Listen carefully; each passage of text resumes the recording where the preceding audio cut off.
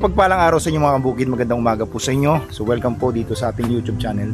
So nandito tayo ngayon mga kabukid sa gitna ng ating munting farm, ang Lanzones Farm. So ngayon po ay ika-isang buwan na ng ating pamimitas o pag-harvest ng Lanzones dito po sa ating farm.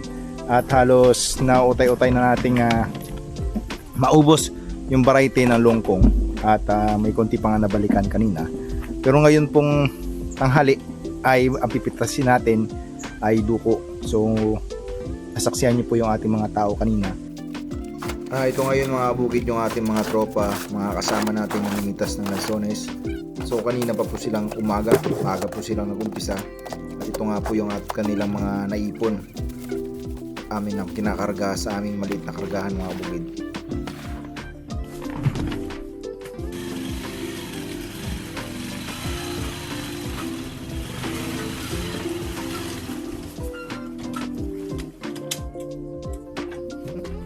Ngayong oras kasi mga bukid, ang pinitas namin ay longkong. Mamayang hapon samahan nyo kami, pakikita namin itong mga susunod na video na ito mga bukid ay duko po itong pinitasin nito. Mga ilang sandali lamang mga bukid.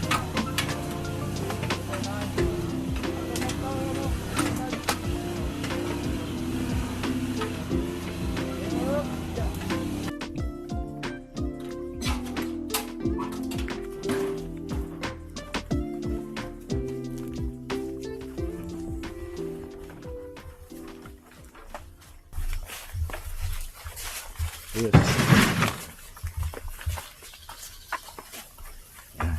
Good job.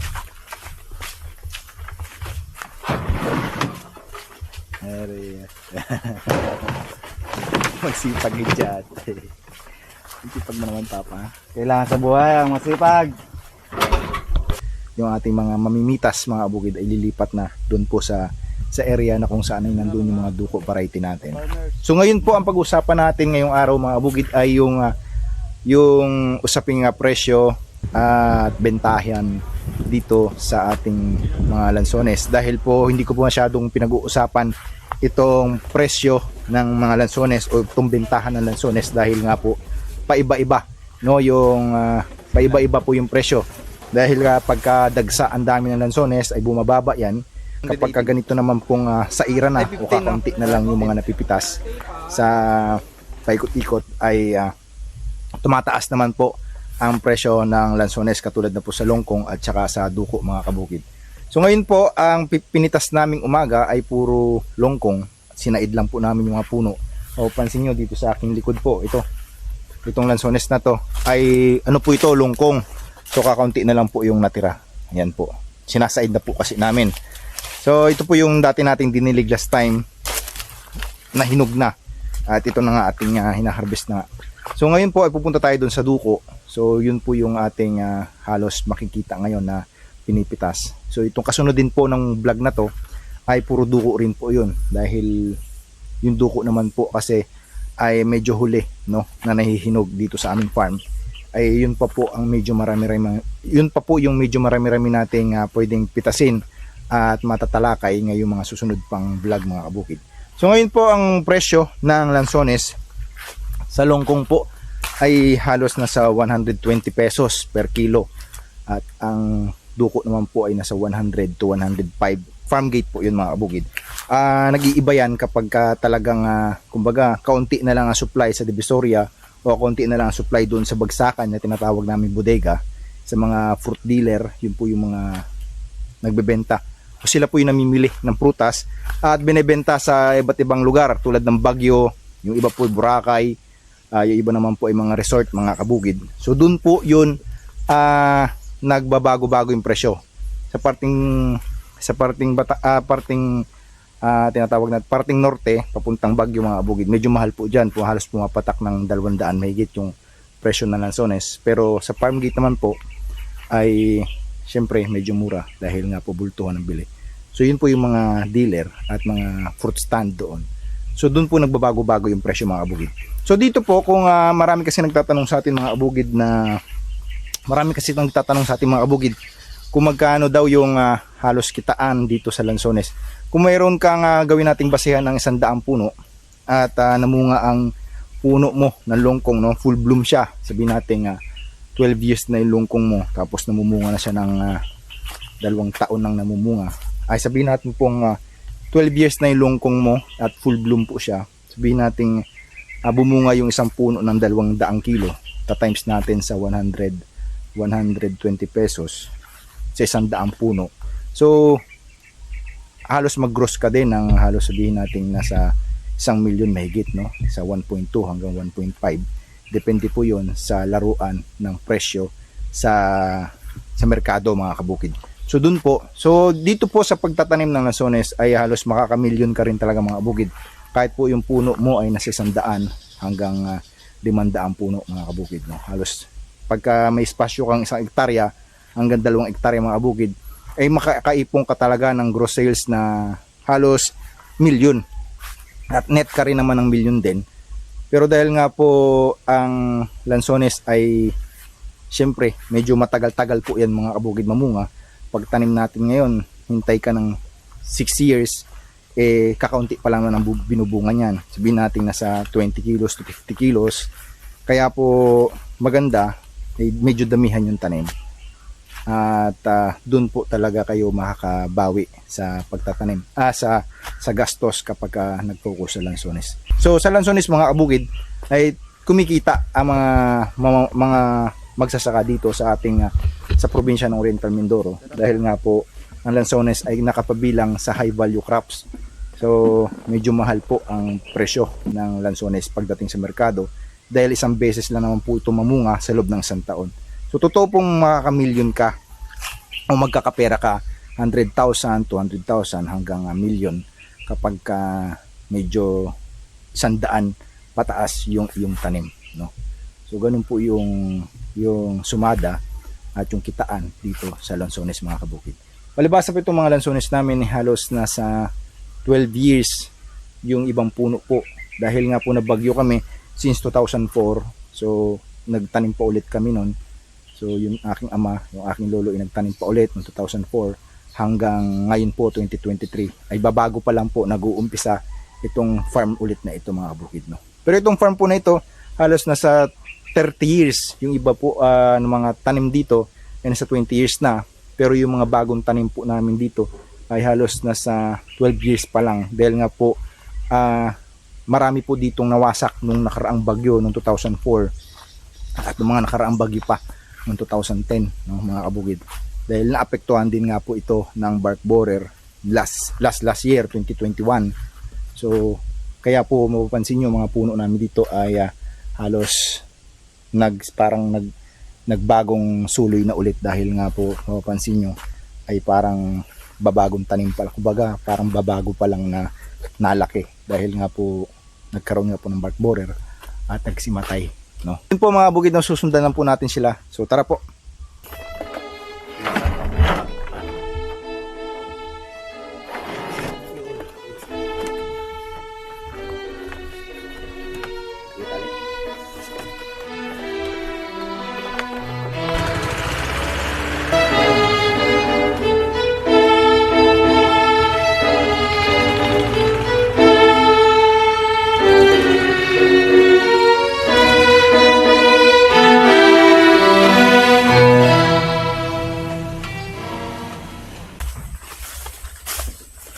Kayo naman pala kakain na rin. 20 minutes na lang. 20 minutes na lang naman. Ano na kayo, oh? Last gist na, 20 minutes na lang. What's up? Ang dami pa rin pala dito sa may baba. Kita ko na yan.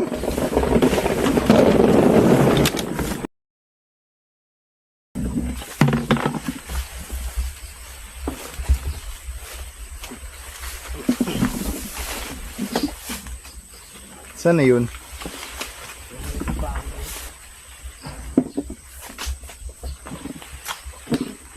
Hindi pa rin pala pwedeng ganutin to. Piliin pa pala. Piliin pa rin, no? Batik-batik pa. Green pa, oh. Ito, oh. Sayang din.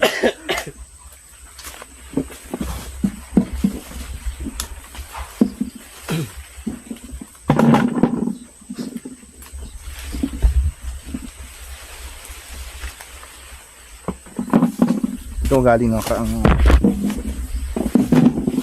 may bunga din. Ayun oh. Nakaka ano eh. Ito galing ang may bunga din.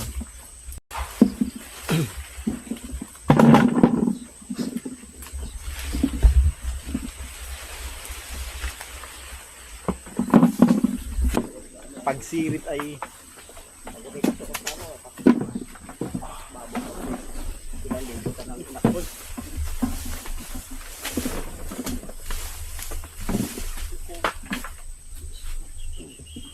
Hinog na mga ka-farmers. Hinog na. Sarap na.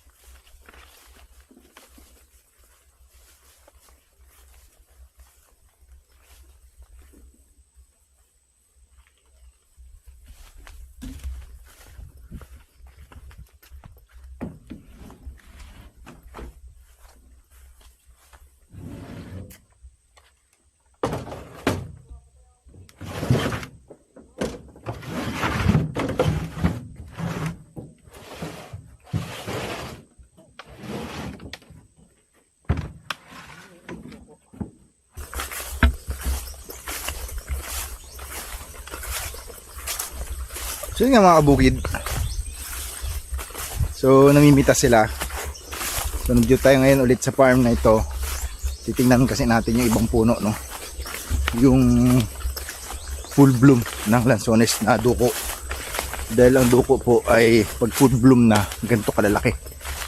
Yan. Ito po ay tinatayang nasa 15 years na. Ito. Yung ganyang klase ng duko. Malaki na po yan. So yan po ay halos kumukuha na ng nasa 400 kilos, no? 300 to 400 kilos. Itong ganito kalalaking puno mga bukid. So hanggang dun po yan. Yan, no? Malalaking puno na. So 300. So ngayon po lakaran ng lansones ay nasa 100 kada kilo. 100 to 105. Kung meron kang 200 kilo, so 20,000 mga bukid. So kung meron kang 100 puno, meron kang gross na 2 million, syempre aalisin pa natin doon yung net, yung gastos. So may matitira pa rin sa mga bukid.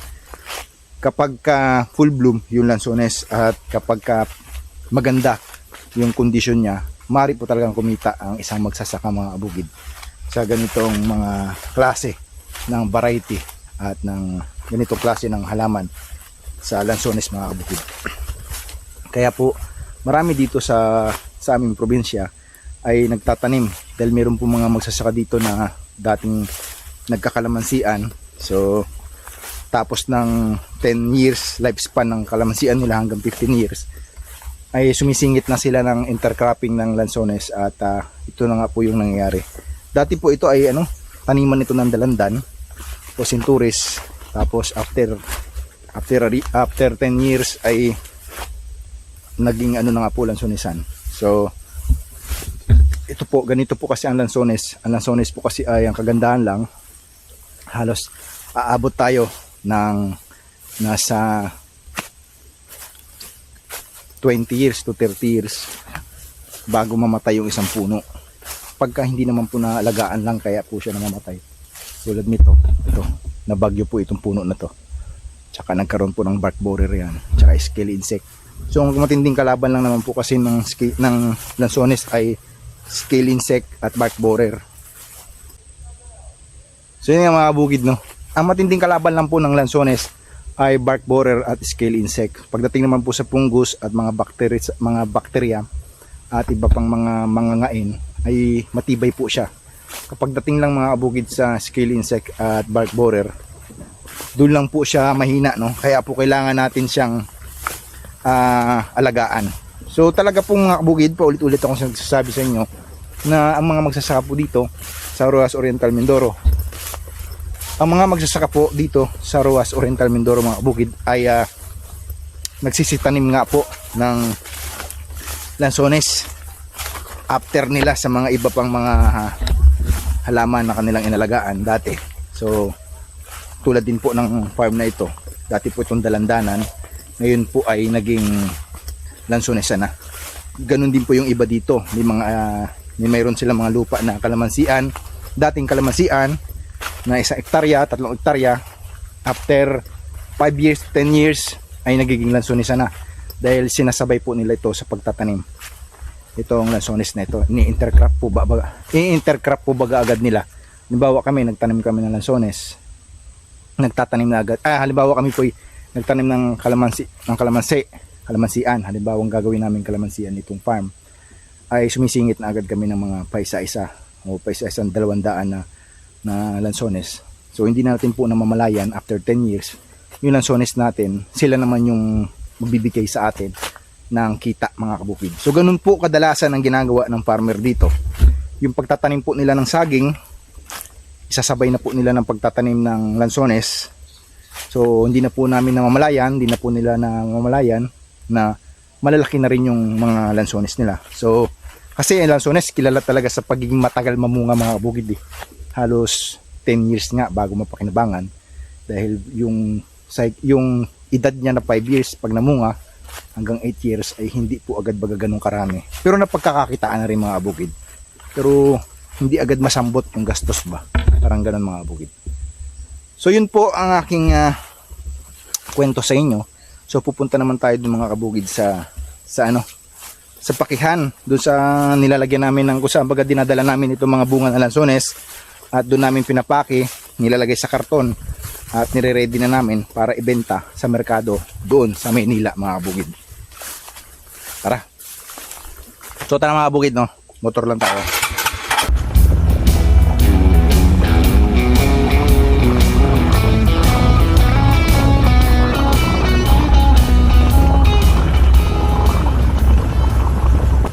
Hello, brother.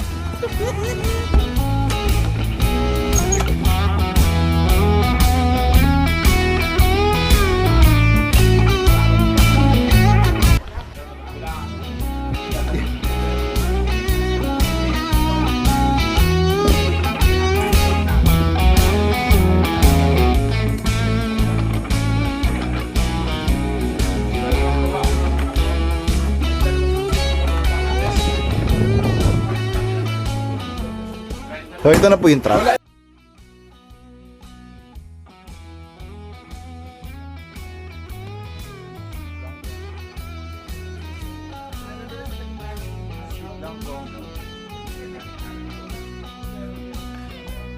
yun, te? Bilang mo na yan? Yes. Ilan yan ngayon? 108. 108 bucks? 150?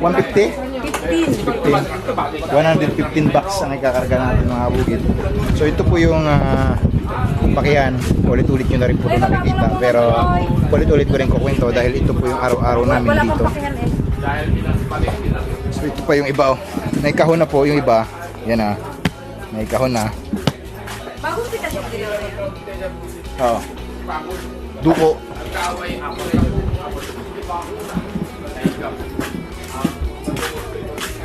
So ito na yung duko na pinitas natin kanina mga boy. Nalaglag pang to. Ito na, nagkakarak siya pagka nalaglag. Kaya inihiwalay rin namin ito. Sa ngayon dito muna siya. Hindi, padala ka palit ang rep. Yan.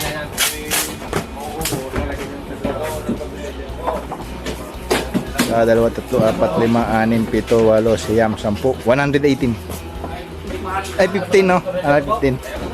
Pa natin.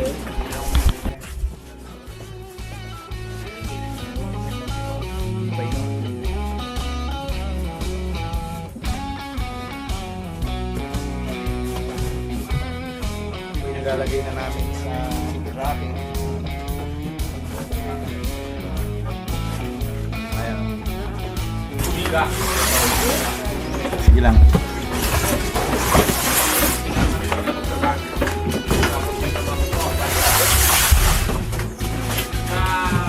So yan po.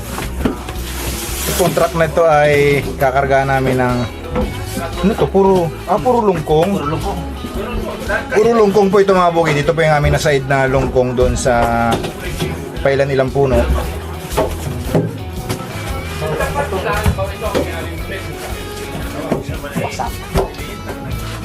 Hinali pa naman ni Kuya yung lambot kasi. Great taste. Ay hindi, seasoning. So ito nga po mga bukid, no, ito lang yung aming problema. Kailangan talaga ay sulitin namin yung karga ng sasakyan dahil sayang baga. Sayang yung aming alis kapag hindi po namin nasulit yung espasyo. Yung bawat espasyo. In-adjust pala ito? In-adjust pa to? Hindi na. Kaya na yan. Tinanggal lang yung parang balot? Oo. Para magkasya? Oo. Kaya pala na nyo bago ako. Sabi ko bakit parang lumaki. So ito pong truck na to ay naglalaman ng 150 ang karga mo, no?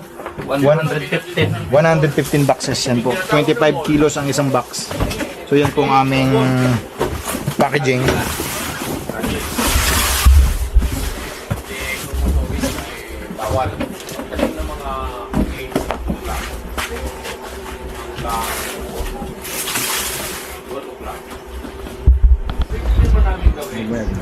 Ito, lalaki oh. Oh, longkong po ito.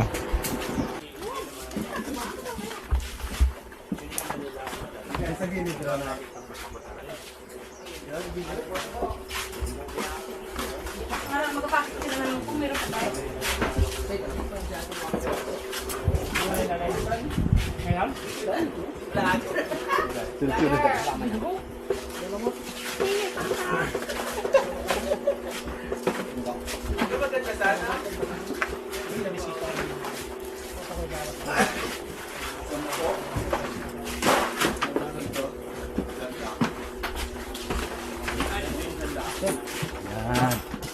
Stick oh.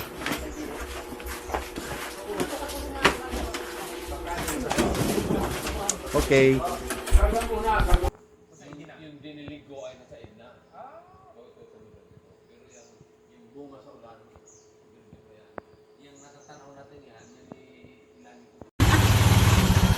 Bilisan nyo, ubusan na kayo ng pagkain doon.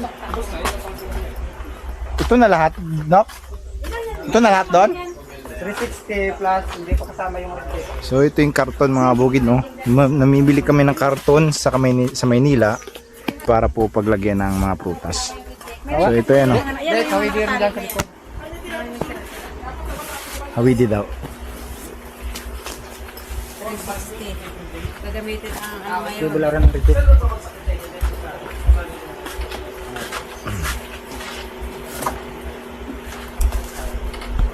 So yun pa mga kabugid, no, maraming salamat po sa inyong suporta at panonood dito sa ating channel. So hanggang dito na lang po itong ating konting kwentuhan. So ngayong araw po ay ako po ay nagpapasalamat sa inyong pag-subscribe at pag-suporta dito po sa ating munting farm. Dahil po sa inyong suporta ay kami po ay lalo pa namin pinag-iigihan itong aming ginagawa dito po sa farm. Maraming salamat po sa inyong suporta.